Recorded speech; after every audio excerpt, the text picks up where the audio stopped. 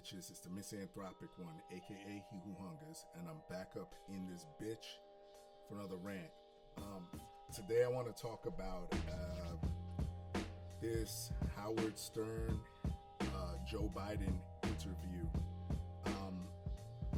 People that follow me know that I've been influenced by Howard Stern, or let me put it this way, old school Howard Stern. I think Howard Stern sold out a long time ago.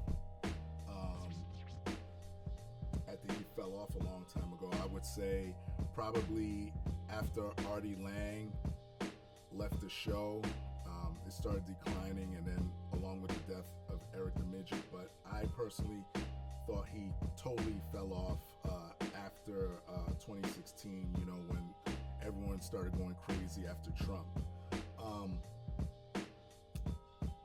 Let me say this, as a fan of the 80s and 90s Howard, if you could reach back into the past and take Howard Stern from the 80s and 90s and face him with what he is today, the Howard from the 80s and 90s would eviscerate this Howard Stern, man.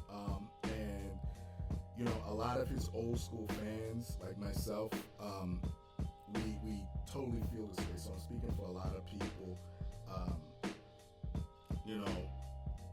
and a lot of y'all, the newer fans, the ones that he caters to, all the Holly Weird crowd, the far left, listen, miss me with the fact that he grew up, okay?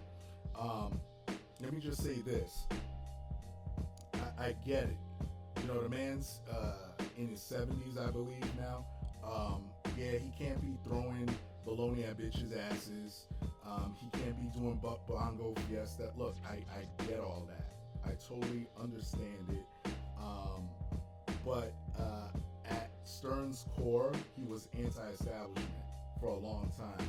And that's why a lot of people could relate to him, because he essentially was the everyman.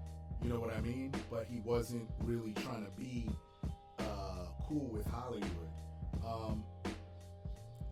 And he was much like a lot of these people nowadays that are, that once were revolutionary, everything, they were anti-establishment until they became establishment. Essentially, people like Stern always wanted to be accepted by Hollywood. That's just how it is. And yes, I hear y'all, a lot of you that are saying, well, he interviewed the president. Okay, look, yeah, from that perspective, sure, he interviewed the president from a, I guess, for lack of a better word, maybe a journalistic perspective. That's great for him. But is it really? I mean, considering the POTUS that we have. And before I jump into everything else, look, I didn't watch the interview in its entirety. I'm not a fan anymore, so I'm just putting that out there, because I know a lot of people are going to say, well, you didn't see the full thing. Look, you can't avoid these clips. They'll upload a clip of him asking a question and Biden will answer it straight through or whatever. I think anybody that is an old school fan knows that this was probably a puff interview, like a softball interview.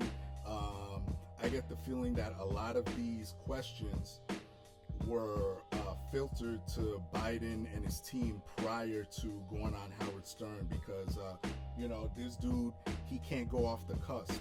He can't. If you're being totally honest with yourself, Biden cannot do that. Not like Trump can. And that brings me to, speaking of Trump, that brings me to another matter in this whole thing, is because you see people, his new sycophant fans saying, oh, I want to see MAGA tears and conservative. It's like, listen, anybody that's an old school fan will tell you, top 5 guests all the time, when Stern used to get asked or would put that out there, Donald Trump was always number 1, and not number 1, but he was always like in the top 5. And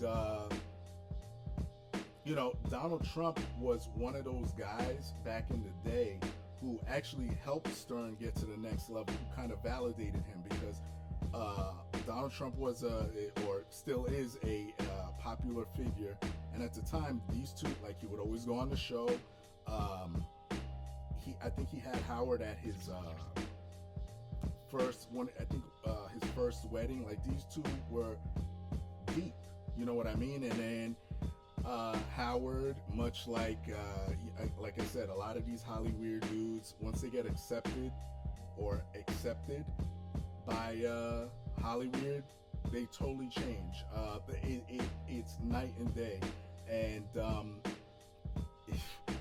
a case in point, a further example, Rage Against the Machine, people like Eminem, Jimmy Kimmel, all these people, once they get a little bit of taste, they gone. So all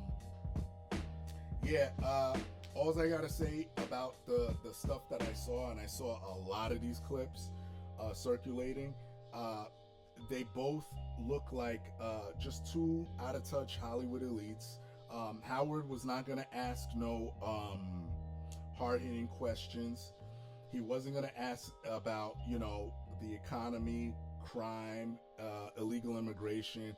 He wasn't gonna go, or if he would ask, I know this, just being a fan of the old shit, like, he should have called that out, at least in some sort of way. But he'll probably do it in a softball way, or do it as a joke. I mean, this was the same dude that went up against the FCC, went up against the government, bro. Like, listen, man, dude's soft, dude's washed up. He just needs to call it quits. And I'm gonna say this again. I said this in another video where I critique Stern. Wendy Williams, who is a super fan of Stern, she actually said that Howard Stern is one of two of her biggest influences. It's Howard and Oprah Winfrey.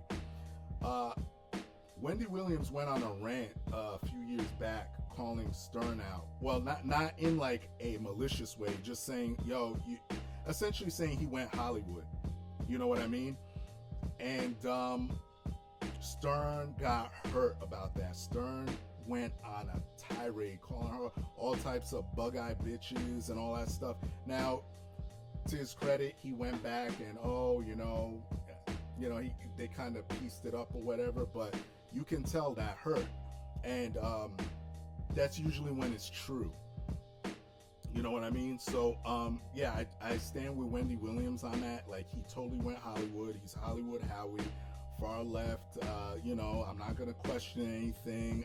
I'm good now. I'm going to live up in the Hamptons. I'm going to stay in my basement because of COVID and not come out, and the rest of the world should copy me and all. Listen.